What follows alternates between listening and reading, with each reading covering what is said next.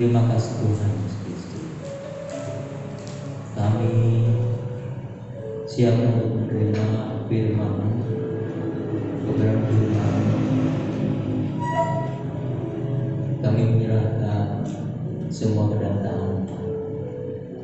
Berbicaralah kepada setiap hati, setiap pribadi. Dalam nama Tuhan Yesus Kristus. Haleluya.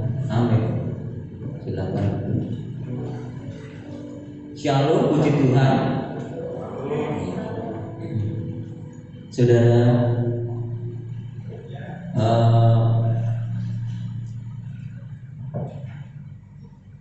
tambah hari sebagaimana firman Tuhan katakan, akhir zaman bukan tambah baik. Maksudnya salah satunya di dalam hal mengenai kebenaran. Tetapi firman Tuhan mencatat tambah hari tambah yang namanya penyesatan tambah, ya, kualitasnya tambah meningkat, saudara.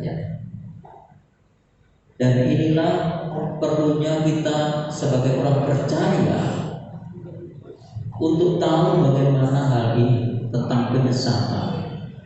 Maksudnya untuk mengerti supaya apa? Kita bisa tidak terjebak ataupun terjerumus di dalam kesesatan dunia ini. Dan hal ini akan kita lihat, akan kita tangkap melalui firman Tuhan di dalam Matius 7 ayat Matius pasal 7 ayat 15 sampai 23 dengan judul berikut hal pengajaran yang sesat.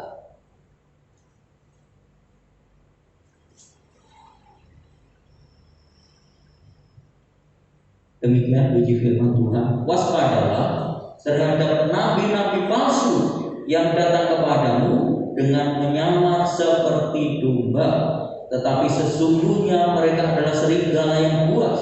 Dari buahnya lah kamu akan mengenal mereka. Dapatkah orang memetik buah anggur dari semak duri, atau buah ara dari rumput duri? Demikian setiap pohon yang baik menghasilkan buah yang baik, sedang pohon yang tidak baik menghasilkan buah yang tidak baik. Tidak mungkin buah yang baik itu menghasilkan buah yang tidak baik, ataupun pohon yang tidak baik itu menghasilkan buah yang baik. Dan setiap pohon yang tidak menghasilkan buah yang baik pasti ditebang dan dibuang ke dalam api. Jadi dari buahnya lah kamu akan mengenal mereka. Bukan setiap orang yang berseru kepadaku Tuhan, Tuhan akan masuk ke dalam kerajaan surga, melainkan dia yang melakukan kehendak Bapa yang di surga. Pada hari terakhir banyak orang akan berseru kepadaku Tuhan, Tuhan, bukankah kami bernubuat demi namamu dan mengusir setan demi namamu dan mengadakan banyak mujizat demi namamu juga? Pada waktu itulah aku akan berterus terang kepada mereka dan berkata, aku tidak pernah mengenal kamu, enyahlah daripadaku kamu sekalian pembuat kejahatan. Amin. Saudara, peringatan dari firman Tuhan dikatakan waspadalah terhadap nabi-nabi palsu yang datang kepadamu menyamar seperti domba, tetapi sesungguhnya mereka adalah serigala yang buas. Peringatan dari firman Tuhan supaya orang percaya selalu di dalam kewaspadaan. Ya, mengapa? Karena dikatakan ada pengajar-pengajar yang palsu. Ya, kalau di sini dikatakan nabi-nabi palsu. Nabi itu apa? Nabi itu orang yang diutus Tuhan untuk menyampaikan firman. Itu nabi. Ada di ayat yang lain bukan hanya nabi palsu, tapi dikatakan ada guru-guru palsu, pengajar-pengajar palsu. Ada lagi yang dikatakan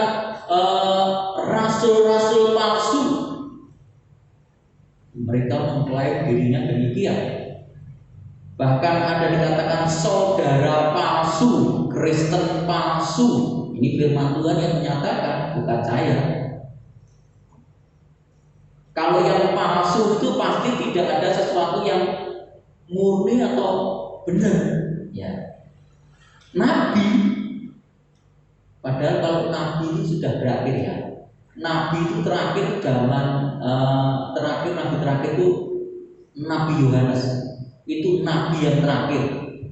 Firman Tuhan menulis demikian. Nabi yang terakhir itu Yohanes. Lalu tidak ada nabi lagi. Tapi masih ada orang yang mengklaim dirinya nabi.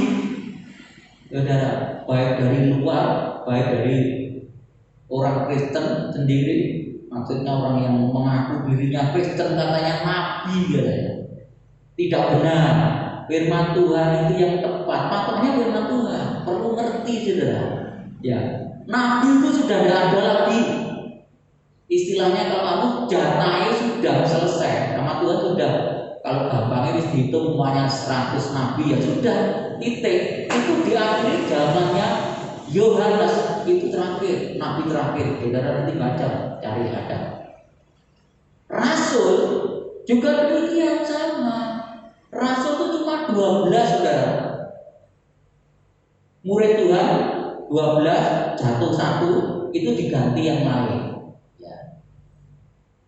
Entah yang ganti ini masuk ke Matias atau itu pilihan dari murid-murid, atau Rasul itu adalah Paulus. Ya. Salah satu dari ini itu menggantikan Yudas. 12. Dikatakan di dalam Wahyu ada 12 nama rasul yang dijadikan fondasi itu sebagai pengingat begitu ya, untuk apa istilahnya? Selalu mereka diingat. 12 fondasi itu nama rasul-rasul itu. Jadi ada orang yang masih berani mengklaim dirinya rasul, padahal rasul itu cuma 12, tidak bisa lebih.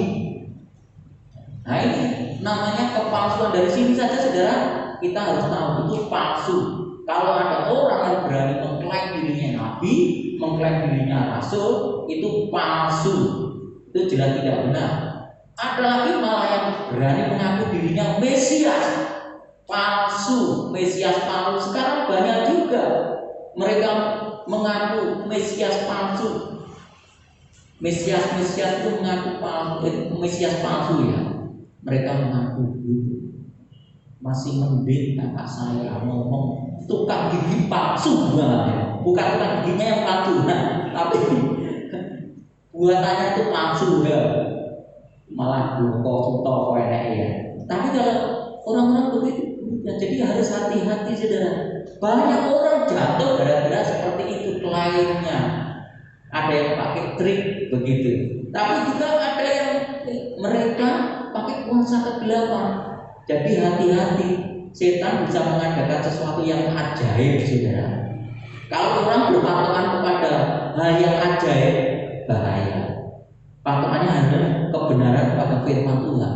Ada orang yang mengaku dirinya Mesias ataupun Nabi Rasul, tapi bertentangan dengan firman Tuhan, walaupun dia bisa mengadakan mukjizat, itu jelas palsu, jelas tidak benar. Ini yang harus kita perhatikan. Ya. Bahkan dikatakan kalau ini lebih dekat lagi, mengapa? Dia menyamar seolah-olah sama dengan kita. Ya, dikatakan Pak, seperti domba. Mereka seperti domba, seolah-olah sama, imannya sama. Tapi sebetulnya kata firman Tuhan, mereka adalah serigala yang buas. Mereka bukan domba, tampangnya domba, tapi dalamnya adalah serigala. Itu yang dikatakan oleh firman Tuhan. Firman Tuhan ya dan amin. Ini satu peringatan untuk kita supaya kita waspada, saudara. Ini terus sampai akhir zaman. Karena firman Tuhan juga mencatat demikian, sehingga mereka mengadakan banyak penyesatan. Dikatakan, bagaimana kita bisa tahu kalau ini palsu? Aspa asli tapi palsu, ketoknya asli tapi palsu, atau ini yang murni, ini yang betul. Ya, dari patokan firman Tuhan kembali. Ya, kita melihat dikatakan begini, dari buahnya lah kamu akan mengenal mereka. Dikatakan, dapatkah orang memetik buah anggur dari semak duri atau buah ara dari rumput duri? Demikian setiap pohon yang baik menghasilkan buah yang baik, sedangkan pohon yang tidak baik menghasilkan buah yang tidak baik. Tidak mungkin buah yang baik itu menghasilkan buah yang baik, ataupun pohon yang tidak baik itu menghasilkan buah yang baik. Dari mana firman Tuhan menjelaskan? Dari buahnya, apa yang dikeluarkan sesuai dengan firman Tuhan. Dikatakan kalau pohonnya anggur, pohon anggur keluarnya mesti buahnya anggur, nggak mungkin yang lain.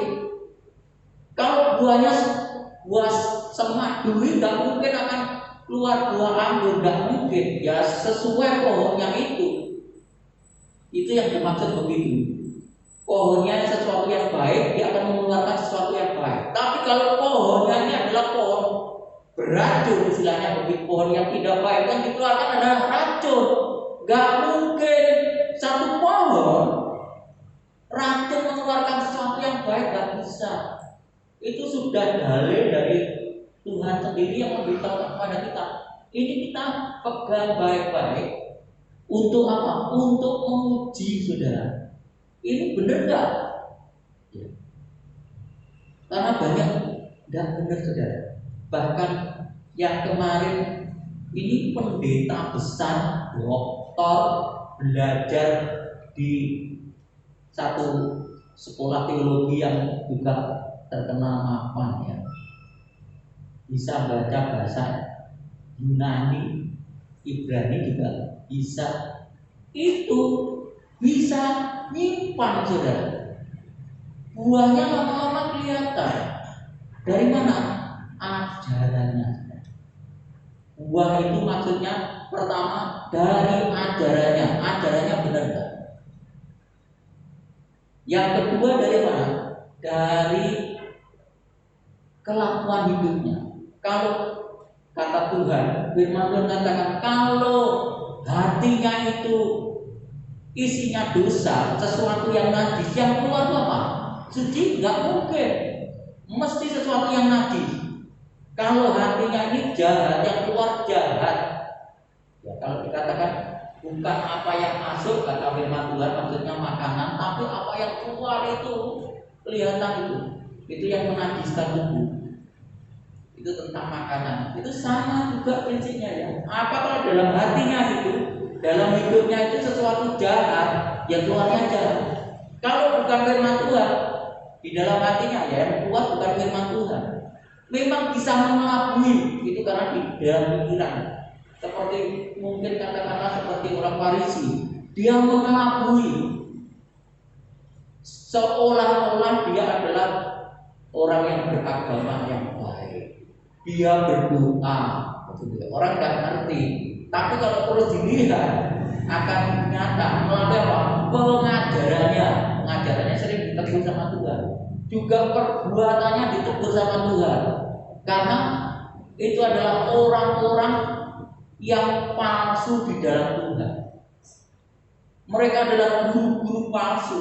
Nabi-nabi palsu yang dikeluarkan itu juga tidak orisinil, tidak murni, tidak sesuai dengan kebenaran firman Tuhan.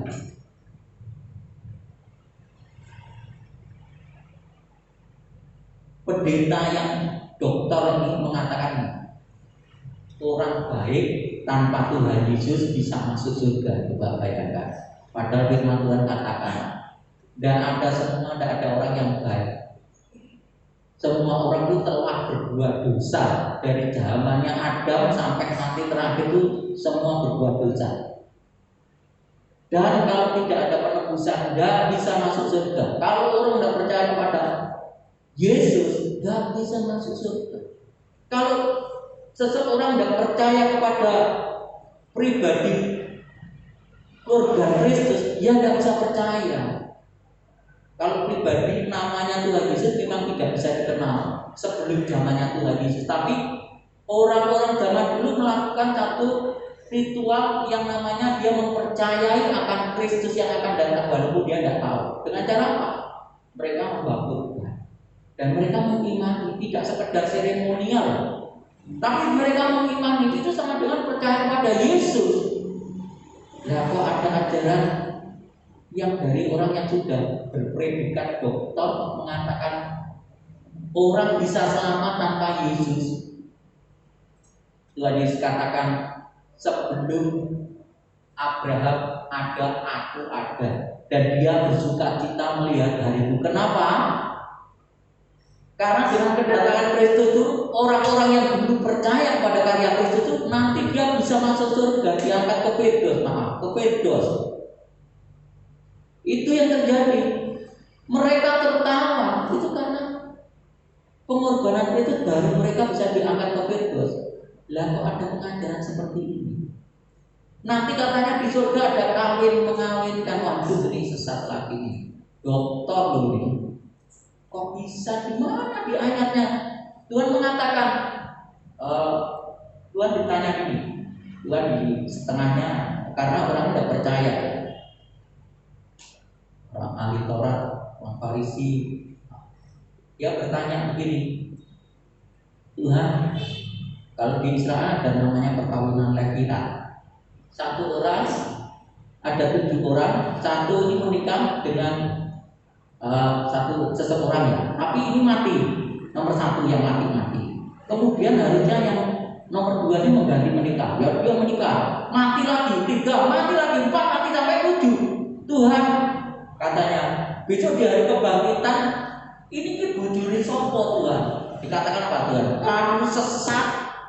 Itu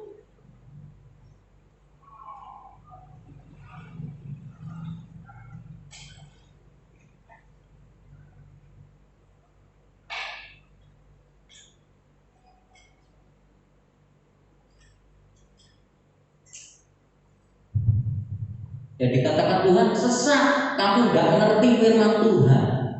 Nanti di kebangkitan di surga nggak ada orang kawin mengawinkan, nggak ada.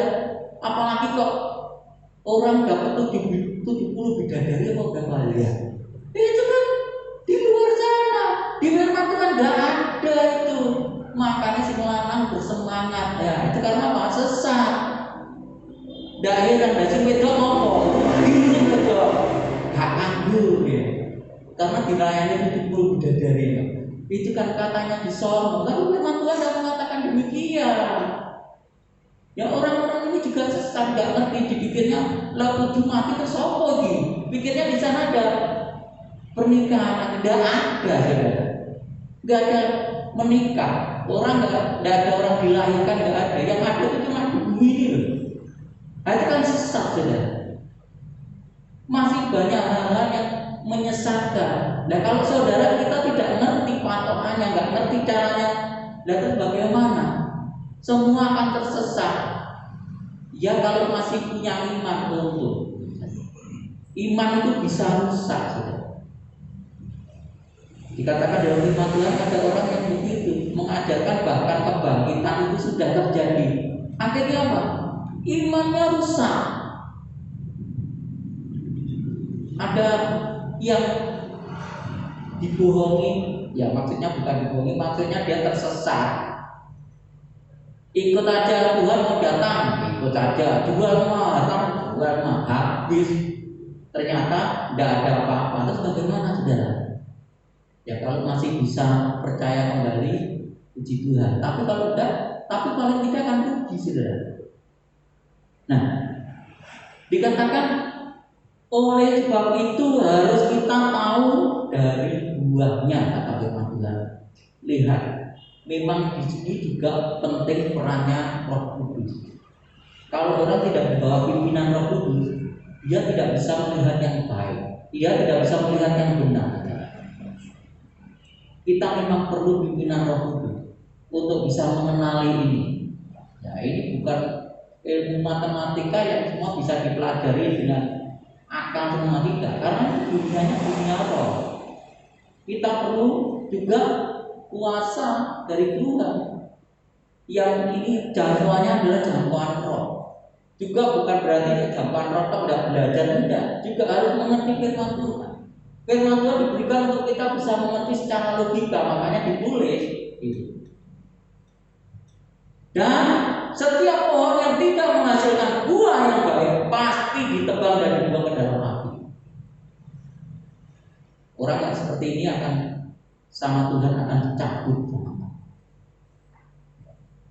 Banyak orang yang sekarang aneh-aneh, ngaku seringkali ini, apalagi zamannya internet, hebat ngaku dari pendeta. Jadi ngajarkan ini ya yang menyimpang dari firman Tuhan. Itu yang di luar-luar begitu, dari dalam juga sama. Ada yang mengaku dirinya Romo, setelah ditelusuri gak ada Romo namanya ini, tahun ini gak ada. Nah, itu yang terjadi, membuat orang kalau tidak mengerti gelisah, goncang. Mereka hanya istilahnya mengatakan hal-hal di luar kebenaran firman Tuhan. Dan itu kalau orang tidak mengerti, ya sudah limbung, saudara. Saya pernah dengar satu keluhan, anak Obed kok iso ya, wong Kristen kok iso akhirnya keluar dari kekristenannya, nggak percaya sama Tuhan. Obed kok bisa ya, pendeta kok bisa akhirnya menolak Tuhan ya, nggak percaya sama Tuhan itu, kok bisa ya? Bisa. Loh, Yuda saja rasul, calonnya rasul aja bisa mencelat, apalagi orang biasa ya tidak dekat sama Tuhan. Kita harus dekat sama Tuhan, kita ngerti di dalam pikiran dan juga di dalam hati. Itu nanti kita akan kokoh. Bo enek opo, ya. Ada yang orang sampai pinput, iman ya. Ayo kayak mau memperlihatkan sesuatu yang baik, mau berbuat derma sekian juta, tapi kok sayangnya itu kadang-kadang membuat orang guncang. Ternyata firman Tuhan nggak memberikan nama. Biasanya ini, kok Kristen aja tidak bisa berbuat baik seperti mereka bisa berani keluarkan MM-an. Tapi mana orang Kristen nyumbang untuk Tuhan? Paling banter kok gitu. Orang Kristen gitu ya. Kadang-kadang itu yang membuat orang guncang, padahal semua Tuhannya tipuan juga. Seandainya tak benar, itu bukan berarti dia itu benar. Yang benar itu harus sesuai dengan firman Tuhan. Selama orang tidak di dalam Yesus Kristus, nggak ada sih benar. Itu yang harus kita pegang. Yang kedua, ya jadi dari buahnya itu maksudnya dari ajarannya, dari juga perbuatannya. Berarti penting untuk kita, saudara, belajar akan kebenaran firman Tuhan. Saya tekankan saudara untuk bisa membaca Alkitab. Mulailah dari Matius sampai Wahyu, nanti baru mulai saudara Kejadian. Begitu ya. Supaya apa? Mengerti firman Tuhan. Dan pentingnya kita bersekutu. Karena apa? Saudara nanti juga mendapatkan kupasan dari firman Tuhan dari hamba-hamba Tuhan. Ingat sekarang banyak hamba Tuhan juga kadang menyimpang, saudara. Makanya perlu namanya Roh Kudus, perlu kita membaca firman Tuhan, mengerti firman Tuhan. Oh ternyata firman Tuhan ada kok, karena tidak pernah baca. Gitu. Dipikirnya semua yang di luar sana lebih baik. Enggak, saudara. Tidak ada satupun yang dibenarkan di luar firman Tuhan. Itu yang harus kita pegang. Apapun juga. Belajar firman Tuhan, membaca firman Tuhan, kata firman Tuhan, renungkan firman Tuhan. Mari kita, kalau ketemu ya jangan sungkan-sungkan. Kalau saudara mengerti, wah ini tanya sama kami. Kami akan berusaha untuk memberikan satu jawaban. Kalau enggak, ya kita akan belajar dulu, dilihat dulu bagaimana ini. Jangan jadi orang Kristen yang gampang disesatkan. Yang ramai kemarin begitu, ada orang dari Jakarta terjun ke Kediri, nentang nengking Puruma, tapi hidupnya nggak beres. gitu. Harus begini, ajarannya macam-macam. Nggak usah pakai masker sembrono, itu namanya mencoba itu ada. Bosono malah kena, malah kena sendiri, malah akeh klastre jadi terkenal yang di Kediri ini. Orang Kristen juga kena imbasnya. Ini apakah ada sesuatu yang sesat? Apa ada sesuatu yang keliru? Keliru.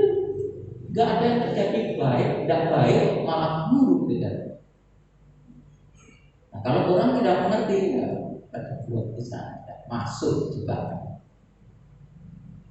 21 bukan setiap orang yang berseru kepadaku Tuhan, Tuhan akan masuk ke dalam kerajaan surga, melainkan dia yang melakukan kehendak Bapakku yang di surga.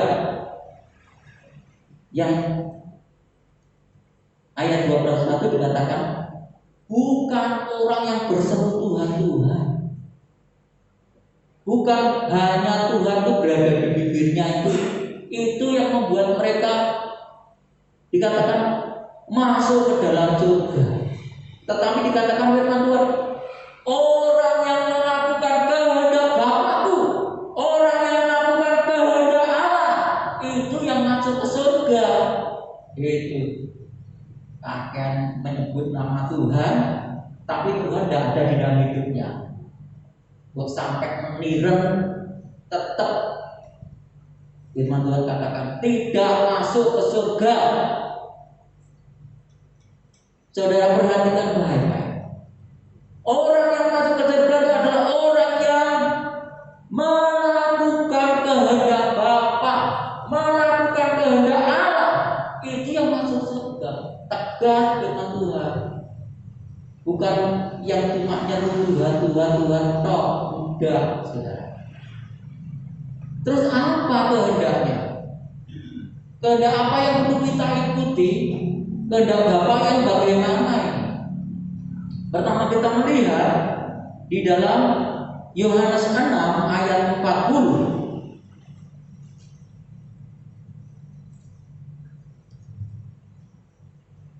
Yohanes 6 ayat 40 dikatakan, sebab inilah kehendak Bapakku, kehendak Allah, yaitu supaya setiap orang yang melihat Anak, melihat Tuhan Yesus, dan yang percaya kepadanya beroleh hidup yang kekal, dan supaya Aku membangkitkannya pada akhir zaman. Jelas sekali. Pertama, kehendak Bapa itu supaya orang punya iman di dalam Tuhan Yesus Kristus, percaya Yesus Kristus adalah Tuhan dan Juru Selamat. Itu yang baku. Ajaran ada yang mengatakan Yesus itu bukan Tuhan. Wong Kristen dewe sing ngomong lha nama celaka, saudara. Mereka belajar firman Tuhan malah pikirannya malah enggak beres. Padahal firman Tuhan jelas-jelas menyatakan bahwa Yesus itu adalah Tuhan. Akunya Alfa dan Omega. Artinya dia yang kekal, yang memegang kunci maut. Dia yang disembah. Masa ada orang disembah? Orang biasa disembah? Enggak boleh. Enggak boleh. Tapi Yesus ini disembah. Dan itu siapa? Yang hanya boleh menerima penyembahan itu hanya Allah. Karena Yesus memang identik sama, dia adalah Allah, firman itu. Dan dia berani mengatakan apa? Bapa dan Aku ini satu. Sampai orang Israel pegang batu mau dilempari. Kenapa? Orang Israel, orang Yahudi ngerti maksudnya Akunya adalah Allah, sama. Makanya dikatakan kamu itu manusia biasa, umurmu aja belum seberapa, kok berani kok mengklaim demikian. Tapi kalau Tuhan tidak mengatakan itu berarti Tuhan bohong. Dia harus berani menyatakan memang kebenaran. Itu yang harus dikatakan.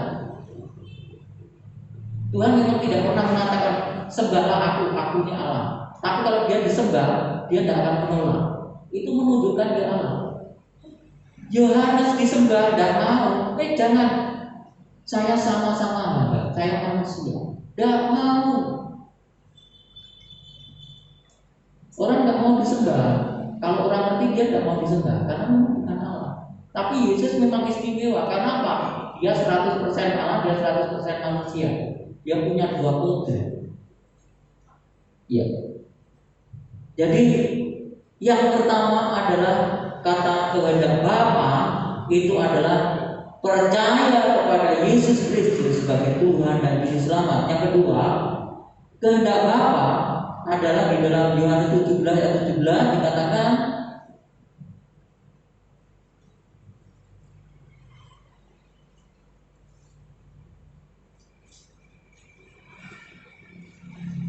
kuduskanlah mereka dalam kebenaran, firman-Mu adalah kebenaran.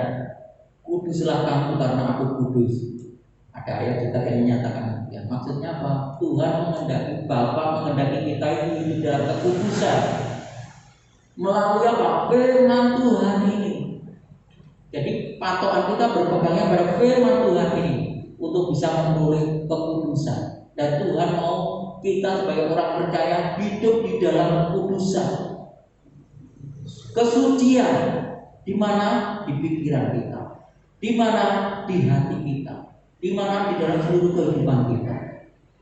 Orang tidak tahu kalau hidup kudus atau tidak. Itu kalau sudah di dalam otak nggak tahu. Biasanya lama-lama tahu nanti dari tingkah lakunya, dari percakapannya itu baru tahu. Tapi ketika dia tidak mengatakan apa-apa, di dalam otaknya ini berdosa atau tidak tahu. Kata firman Tuhan dalam hati istilahnya begitu. Rancangan jahat, orang jahat, berpikir jahat, semua itu tidak kelihatan di otak. Tapi Tuhan mengatakan kudus di mana? Di seluruh kehidupan kita. Saudara bisa periksa hidup saudara. Apakah kita itu sudah melakukan hal itu? Memang saya percaya. Saya tahu orang Kristen nggak ada yang 100% mutlak sempurna dan ada. Memang. Tapi bukan berarti satu alasan untuk kita tidak hidup kudus. Tidak bisa. Ini tuntutan Tuhan. Tuhan mau supaya kita hidup di dalam kekudusan terus. Di dalam roh kita, dalam jiwa kita, dalam tubuh kita. Yang mungkin bagi orang luar sesuatu yang susah, angel ya. Tetapi sebetulnya tetap bisa selama kita berada di dalam Tuhan dan Tuhan ikut campur tangan dalam hidup kita. Gak ada barang yang gak bisa. Bisa orang jadi hidup kudus. Orang yang jahat saja bisa berubah. Gak ada yang mustahil bagi Tuhan. Gak ada satu yang susah bagi Tuhan. Tapi juga tergantung dengan kemauan kita. Kalau orangnya gak mau, bagaimana Tuhan mau paksa? Tidak bisa. Harus juga ada kemauan dari kita. Tuhan baru turun tangan untuk menolong. Tapi kalau tidak, ya tidak bisa. Tuhan tidak akan paksa. Kalau setan dia mau tidak mau, nggak paksa. Kalau dia bisa menguasai orang itu. Tapi Tuhan nggak ada. Paksa memaksa nggak ada. Semua tergantung dari pribadi orang itu. Tuhan tidak mungkin disalahkan. Loh Tuhan, kamu buat aku begini dah. Karena Tuhan tidak pernah membuat sesuatu. Dan Tuhan mentakdirkan nggak ada takdir untuk sesuatu yang jahat. Tidak ada. Makanya semua orang nanti di hadapan Allah nggak bisa dia ngomong takdir, nggak bisa. Tuhan kok buat aku begini, nggak ada. Itu pilihan masing-masing. Yang ketiga, selain kehidupan di dalam kehidupan yang kudus, di dalam kebenaran firman Tuhan, Tuhan mau di dalam hukumnya, di dalam Markus 12 ayat 30 dan 31 dikatakan, Markus 12 ayat 30 dan 31, kasihlah Tuhan Allahmu dengan segenap hatimu dan dengan segenap jiwamu dan dengan segenap akal budimu dan dengan segenap kekuatanmu. Dan hukum yang kedua ialah kasihlah sesama manusia seperti dirimu sendiri. Tidak ada hukum lain yang lebih utama daripada kedua hukum ini. Ini sudah diringkas ya di dalam perjanjian lama, hukum kasih, hukum 10 perintah Allah, juga perintah para nabi diringkas jadi 2 butir hukum ini. Hukum kasih Tuhan Allahmu, kemudian kasih kepada manusia. Ini perintah, makanya Tuhan turunkan perintah untuk apa? Itu kehendak Tuhan di dalam kehidupan kita. Artinya kalau orang tidak punya kasih, kata firman Tuhan yang ditulis dalam oleh Rasul Paulus seperti gaung gemerincing, tidak ada gunanya. Sekalipun aku mengorbankan tubuhku untuk dibakar, kata firman Tuhan, itu tidak ada gunanya sama sekali, tidak ada faedahnya, saudara, tidak ada nilainya. Orang punya nilai di hadapan Allah kalau dia memiliki kasih kepada siapa? Kasih kepada Allah, kasih kepada manusia. Saudara, kita harus tahu, kalau saudara kita tidak bisa mengasihi sesama kita, kata firman Tuhan, tidak mungkin orang itu bisa mengasihi Allah. Kita lihat, kita sudah punya kasih dulu, terus dikembangkan supaya apa? Mengalami pertumbuhan. Datangnya dari mana? Juga dari Roh Kudus. Buah roh itu akan timbul. Saudara, apakah kita punya kebencian terhadap orang lain atau rasa tidak enak? Apapun juga masalahnya, Tuhan mau supaya kita itu kudus, kita itu punya kasih. Itu bukan urusan kita, menghukum bukan urusan kita, ada hakimnya sendiri. Tuhan mau supaya kita mengasihi kita, tidak ada yang lain-lainnya. Itu yang Tuhan mau. Mari kita hidup di dalam kasih. Tuhan lihat hatiku. Tuhan, supaya aku juga memiliki kasih yang seperti yang Kau kehendaki. Itulah kehendak Bapa dalam kehidupan kita. Yang terakhir, di dalam kembali lagi ya,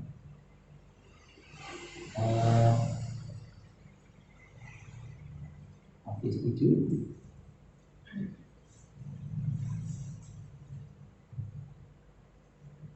Pada hari terakhir,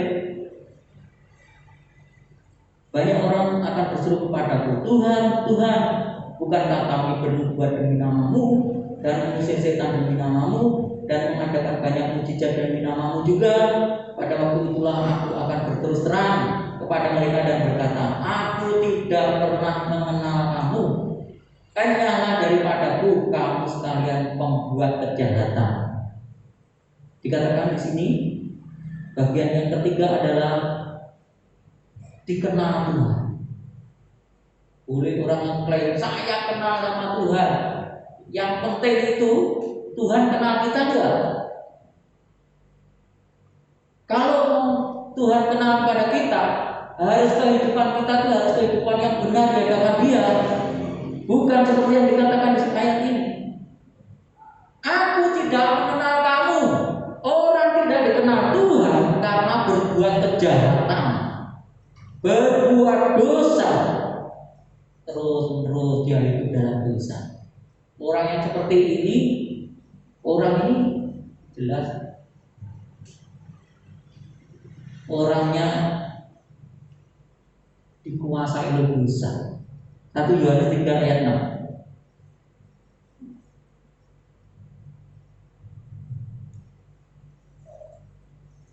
Dalam 1 Yohanes 3 ayat 6. Nah, kita baca dulu. Dikatakan,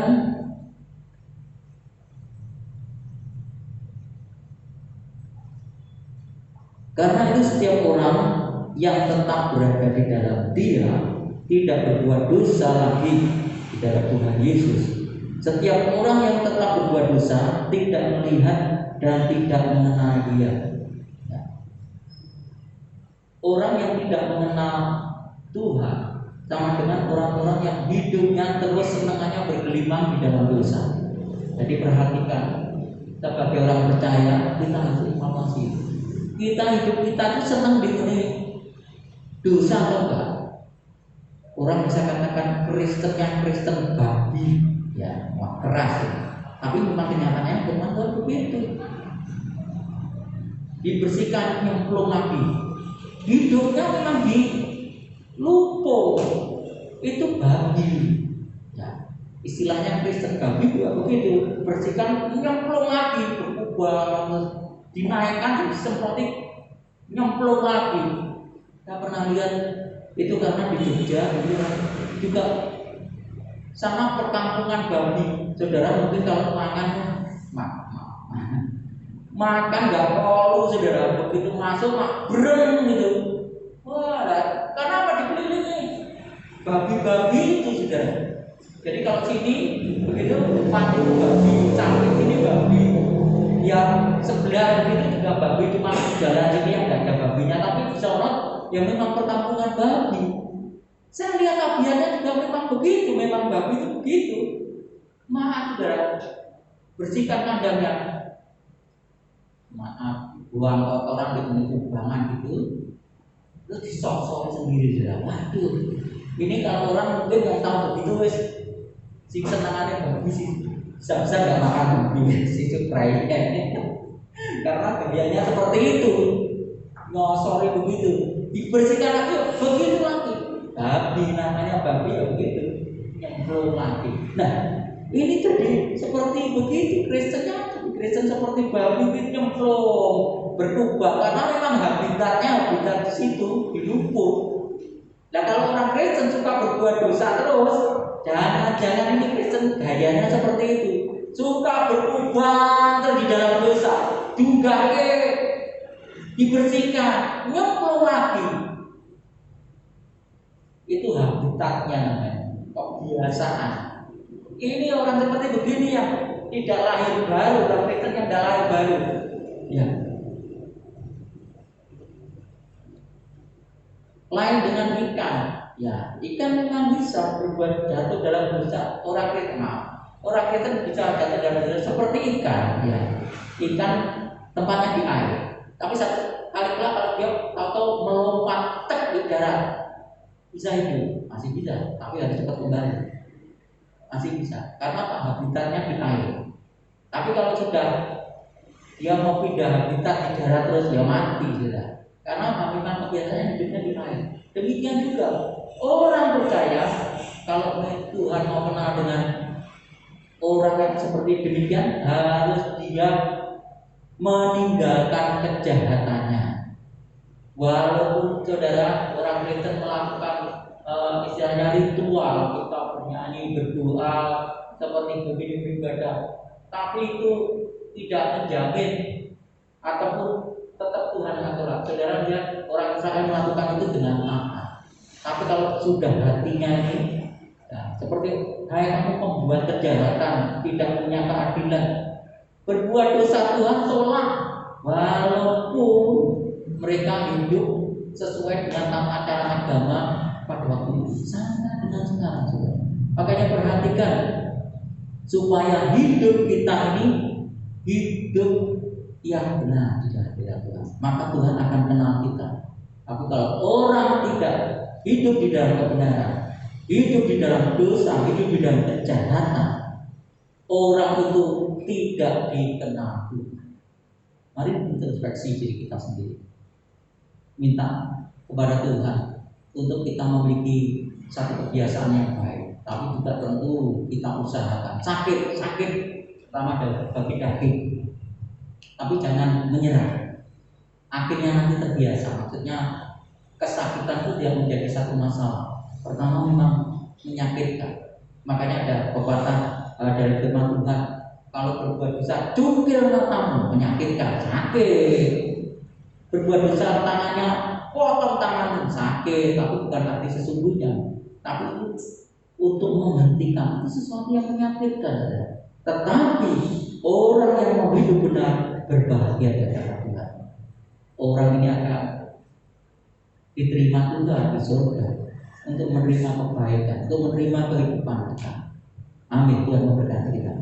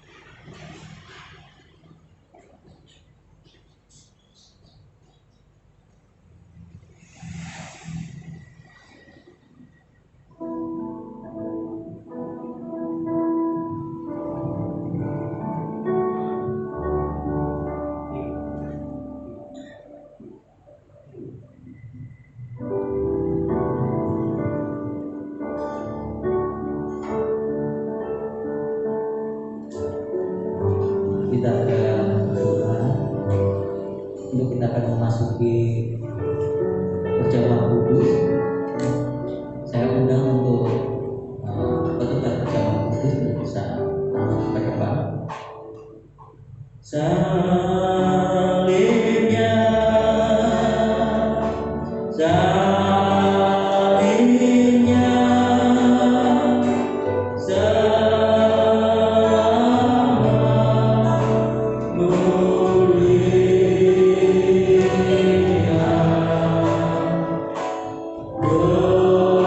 dosaku disucikan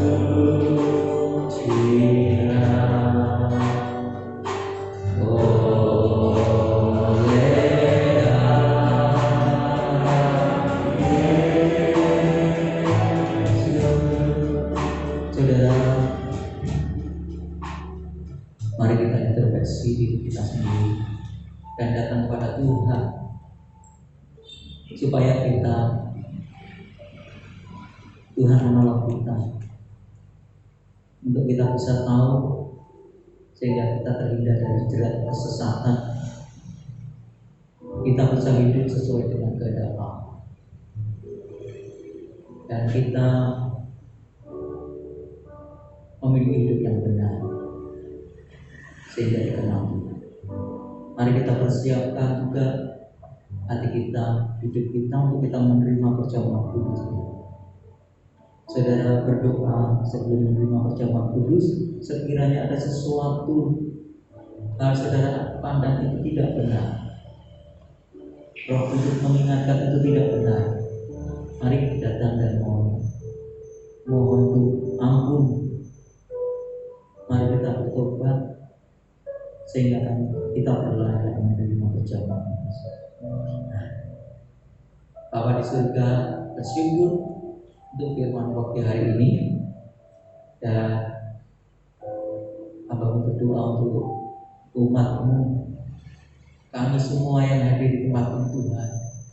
Engkau tahu tiap hati, ampuni kami dosa, kesalahan, kekurangan, kelemahan kami, hal-hal yang mungkin tidak membuat kami layak untuk mengambil perjamuan kudus. Ampuni kami sehingga kami semua layak untuk menerima perjamuan kudus, mengambil tubuh dan darah Tuhan Yesus bagi kami. Terima kasih ya Bapa, menyerahkan roh tubuh jiwa kami ke dalam tangan kasih Tuhan. Di dalam nama Tuhan Yesus kami berdoa. Haleluya. Amin. Saling.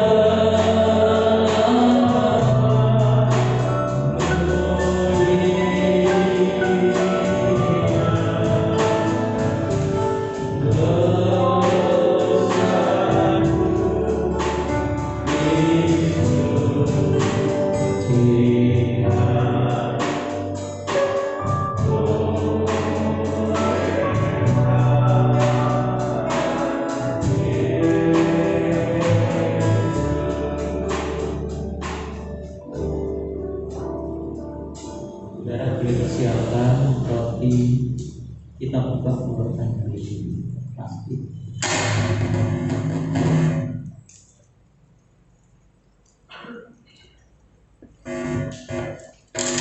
Saya undang untuk saudara bisa bangkit berdiri, angkat roti lebih tinggi dari kepala, dan dengarkan firman Tuhan.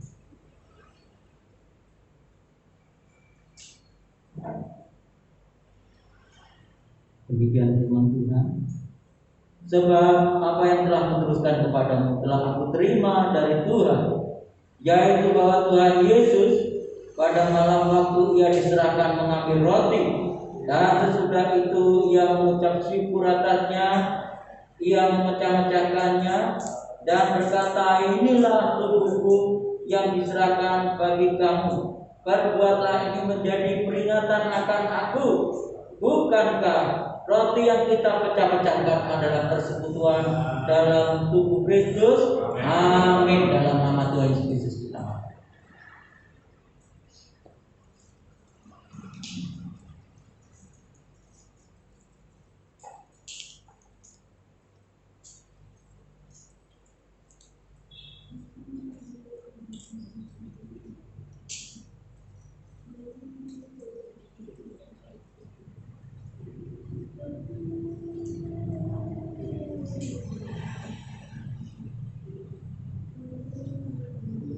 Mari kita angkat calon lebih tinggi kepala. Demikian juga ia mengambil calon sesudah makan, lalu berkata, calon ini adalah perjanjian baru yang dimeteraikan oleh darahku. Perbuatlah ini setiap kali kamu minumnya menjadi peringatan akan aku. Bukankah calon pengucapan syukur yang atasnya kita ucapkan syukur adalah persekutuan dengan darah Kristus? Amin. Dalam nama Tuhan Yesus Kristus.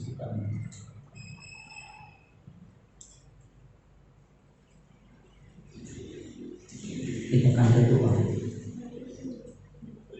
Terima kasih ya Bapa, kami bersyukur kami telah menerima bagian berkat surga, firman juga perjamuan kudus untuk hari ini. Dan sebentar lagi Tuhan, kami akan berpisah untuk meninggalkan tempat ini Tuhan. Kami menyerahkan umat-Mu dalam tangan-Mu. Roh tubuh jiwanya selalu ke dalam kebaikan Engkau ya Allah. Allah Roh Kudus, selalu Engkau akan berkarya di dalam tiap-tiap pribadi anak-anak Engkau untuk satu mengalami kedewasaan di dalam kehidupan rohani anak-anak-Mu, anak-anak-Mu, anak-anak Engkau ya Allah. Terima kasih. Terima kasih Allah. Dan saudara-saudara, Engkau yang dikasih Tuhan, Engkau adalah orang-orang yang berharga di dalam Tuhan. Dan sekarang terimalah berkat rahmat anugerah kasih karunia damai sejahtera dari Allah Bapa, damai sejahtera dari Putranya yang tunggal, dan di dalam persekutuan pimpinan dan bimbingan Roh Kudus-Nya hingga Maranatha Tuhan datang kembali untuk kedua kalinya. Diberkati rohmu, diberkati tubuh dan jiwa. Di dalam satu nama Tuhan Yesus Kristus kami berdoa. Haleluya.